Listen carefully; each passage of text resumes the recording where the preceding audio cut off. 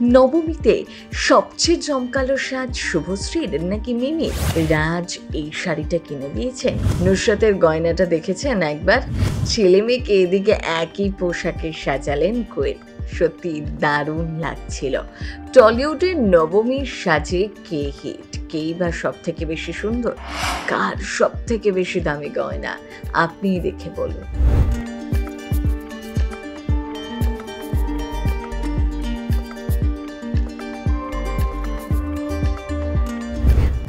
প্যান্ডেলে যেমন ভিড়, তেমনই সোশ্যাল মিডিয়ায় পেজে তারকাদের ঝলমলে সাজে এক অন্যরকম উৎসবের মেজাজ। এই যেন শুধু পোশাক নয়, প্রতিটি ফ্রেমে ধরা পড়েছে আষ্টে পৃষ্ঠে জড়িয়ে থাকা আবেগ আর রুচি। নবমীতে হলুদ শাড়িতে একদম অপরূপা কোয়েল মল্লিক। দক্ষিণের শাড়িতেই সেজেছিলেন, সাথে রানেও একই রঙের পাঞ্জাবি। আর সব থেকে মিষ্টি ব্যাপার কি জানেন? কোয়েলের ছেলে ও মেয়ে একই পোশাকে। দুজনকেই ভারী মিষ্টি লাগছে। ছোট মেয়ে যেন একদম মায়ের মুখ বসানো। এই ছবি দেখেও বলছেন ভক্তরা। নবমীতে ঘরোয়া পার্টির মেজেজে শুভশ্রী গাঙ্গুলি, অর্গানজার শাড়িতে মোহময়ী, সাথে সবুজ রঙের হার।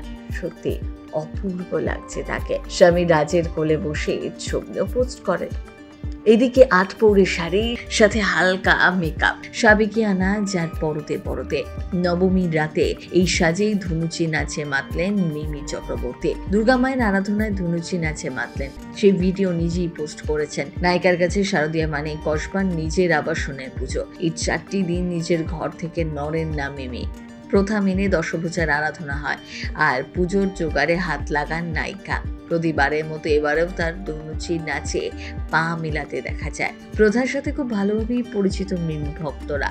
বলা যায় নবমীর রাতে সকলে হাপ বিদ্বেষ করে বসে থাকে শুধুমাত্র নায়িকার ধুনুচি নাচ দেখার জন্য। এদিকে নবমীর রাতে আর কোনো কাজ নয়, নেই কোনো শুটিং, তাই সপরিবারে ঠাকুর দেখতে বেরিয়ে পড়লেন ঋতুপর্ণা সেনগুপ্ত। তার স্বামীও ফিরেছেন সম্প্রতি। ওদিকে লাল শাড়িতে অপরূপা নুসরাত। নবমী মানেই স্পেশাল সাজ, আর সেই সাজ একটু রাশভারী হবে না?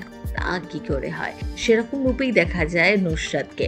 অন্যদিকে রীতা বরির হট পিঙ্ক বেনারসি শাড়ি ও সোনার গয়নায় ভরপুর। এই যেন এক উৎসবের মেজাজে ধরা দেন। ওয়েন্দ্রিলাও কম চান না, পিচ রঙের অর্গানজার শাড়ির সাথে পছন্দসই গয়না। আপনার কোন লুকটা সব থেকে বেশি ভালো লাগলো কমেন্ট করে লিখে জানাতে ভুলবেন না।